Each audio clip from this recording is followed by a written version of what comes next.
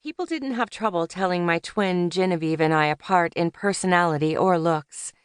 We shared the same basic features, dark hair and petite frame. But where her cheeks were chiseled, mine were round. Where her body was lean and muscular, my body was soft and curvy. Central in the throne room, she laughed, throwing back her head, and the dukes joined her.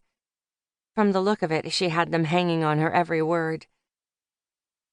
"See the silver-haired duke with a youthful face?" I said, laying a hand on Lord Strike's cheek. "His Grace, Duke Blade, is looking for investors. He has a brilliant idea about drilling wells and harnessing geothermal energy in the tunnels outside the dome. He's going to create limitless electricity and become the richest vampire in Portland Dome. Go tell him that you have enough ration tickets to pay 40 miners 3 rations a day for 90 days, which should be enough time to mine the first well. All you want is a stake in the company." Lord Strike's brow furrowed, and he pushed back his hair. "I'm a vampire. I drink blood. I don't have any ration tickets for humans." I forced a smile on my lips.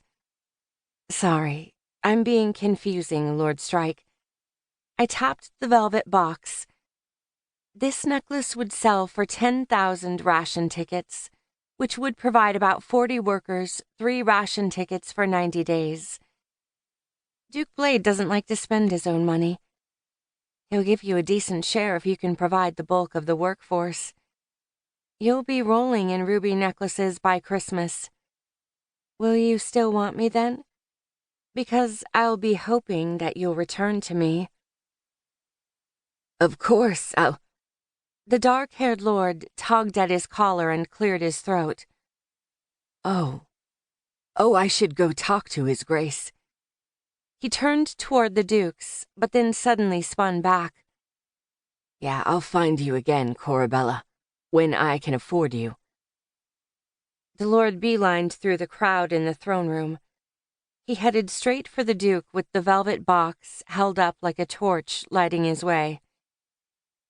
It was probably all in my head, but I could swear that the eager lord's slimy perspiration still coated my thigh.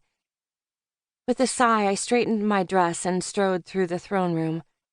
Techno music pulsed through the vampire high court of Portland.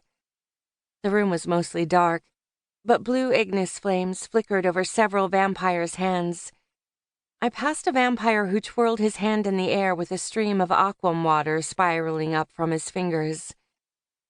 There was only one qualification to become a courtesan, and that was that we were mage bloods. Every courtesan in this room was born with a magical power lacing their blood, and as the vampires drank from us, they could use our ability as their own for a time, or at least until our blood wore off in a week or so. As I walked, my gaze passed over the crowd. I paused for a second when I noticed the consort kneeling before the throne with her head bobbing up and down between King Razor's legs.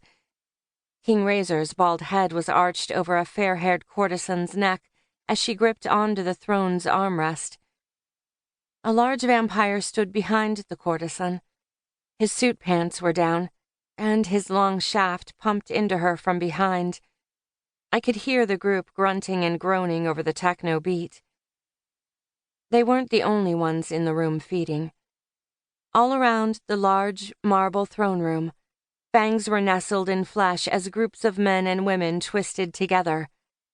Biting was almost always paired with sex, as the sensation of vampire fangs piercing skin hurt like hell.